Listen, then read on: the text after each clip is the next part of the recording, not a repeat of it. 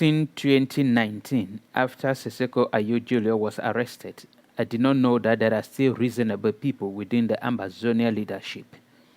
But I came across a video on Star TV in Bamenda, where somebody called Dr.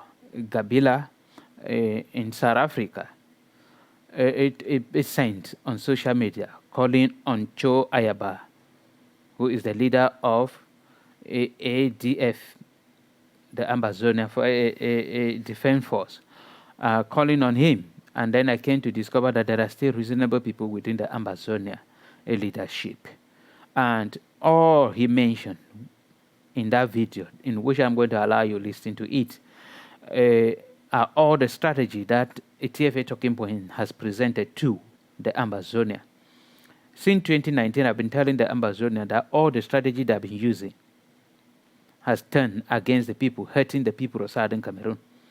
And many people turn and say, no, the people of Southern Cameroon turn against the Ambazonia. I asked the Ambazonia one particular question, and nobody have answered that particular question. That what happened? That these very people in Southern Cameroon who supported the Ambazonia in 2017 gave them their weapons and supported them in all ways, suddenly turned against the Ambazonia. That if Ambazonia can answer this particular question, then they will know what is wrong with them. And then I mentioned the strategy they are using. Many of them, in which I'm not going to mention it here because this Dr. Gabila mentioned everything there. So I'm going to allow you to listen to a video. And the only thing you have to do is to subscribe to this channel and also drop your own comment whether he is right. And then last video I made concerning the Ambazonia, I was calling on the Ambazonia and Ayaba in particular that he has the money. He does not lack money, he has money. He should buy one taxi, paint it blue and white, send it to Bamenda or to Boya. Ask one Ambazonia to be the driver of that taxi for 2 days. If police would not disturb, then all Southern Cameroonians will change the color of their taxi. Listen to Dr. Gabila. And after that, drop your own comment. Good evening, comrades. This is Dr. G from South Africa speaking. Somebody should please send this message to Dr. Ayaba and tell him that he should call off this policy of changing the colors of taxis that has resulted to the burning of taxis in Bamenda, and that is punishing our people the way it is. Somebody should please tell him and his cabinet that notwithstanding how well-founded they feel that their strategy is, every liberation struggle strives on the representation of the people in its entirety. He should not fight this thing as if he is fighting for a personal project. This is not a personal project. As much as he feels very strongly about the liberation struggle and the superiority of his strategy, there comes a time in the life of every leader and every liberation struggle where you must respond to the sentiments of the people and you must respond to the instructions of the people. The success of every liberation struggle strives upon the superior logic that is projected by the vast majority of the people as far as strategies that are adopted to prosecute the struggle is concerned. He should not behave as if he has the monopoly of wisdom, and should not behave as if he has the monopoly of strategy. I should not behave as if he is the lone voice that is fighting for the liberation of the people of Southern Cameroon. It cannot be that we prosecute a struggle where 90% of your strategy is hurting the people one way or the other. And the people are saying, no, you are busy hurting us, and you proceed as if you are deaf. That's unacceptable. And somebody should say that this struggle has suffered for 8 years because of leaders that don't listen. We have had a scenario in a situation where for the last couple of years, we're busy telling this other nincompoop in Washington that he was doing things the wrong way. And he would not listen. And we have all had to pay the price for it. When he embezzled money from my trip to Boya, and we were complaining about his lifestyle and his use of funds and how what he's doing is going to hurt the struggle, he came out and said, called us names and would not listen to the thing that we were telling him. Look at where we are today. Resources have dried up. Funding for story has dried up. People have turned their back on this thing. Why? Because a leader would not listen. A leader would not listen when we cannot have a scenario where we are prosecuting a liberation struggle where you make the enemy look like a saint. It's unacceptable, and people have been sending this message to tell this call egg of C to order to say you need to change strategy, and then you are behaving as if we're speaking to deaf people. This struggle does not belong to you.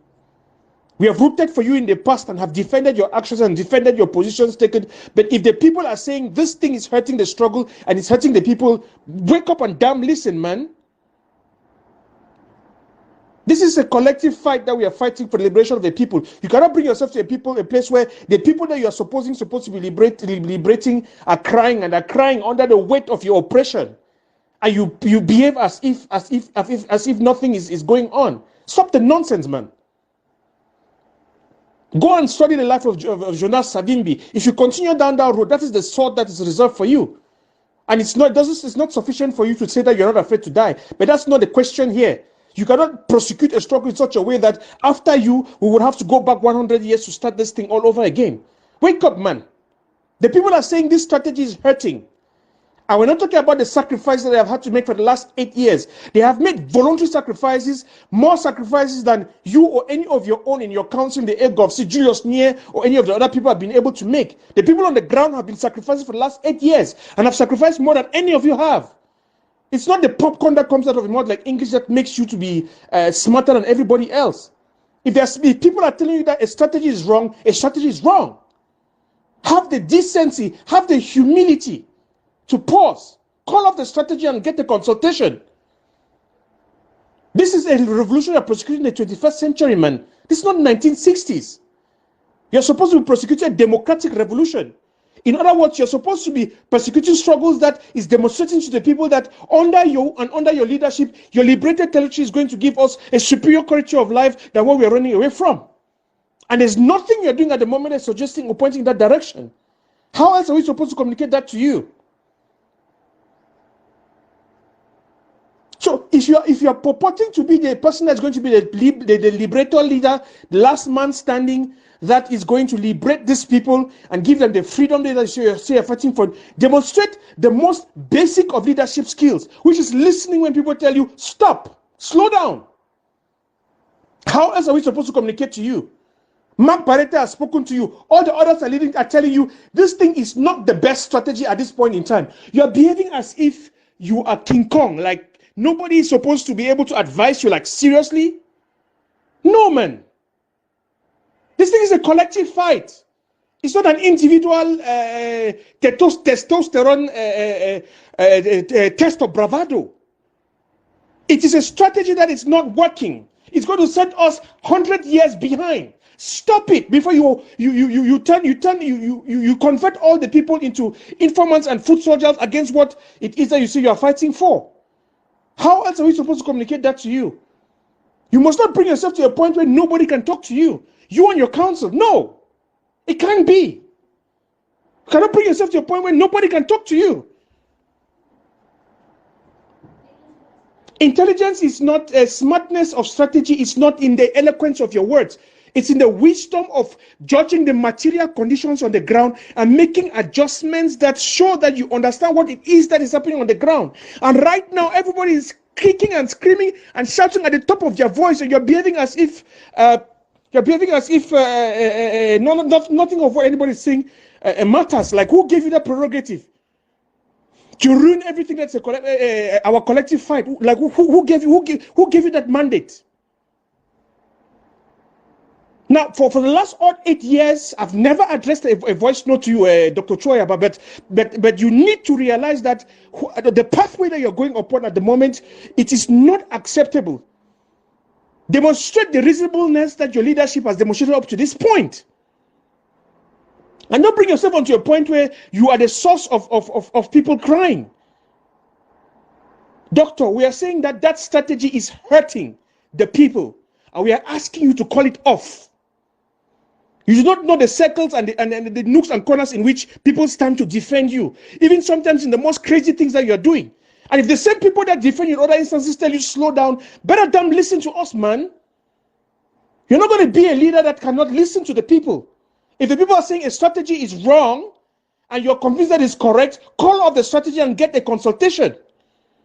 You cannot demonstrate to us at this phase of the liberation struggle that you will be a leader that will not listen when we speak.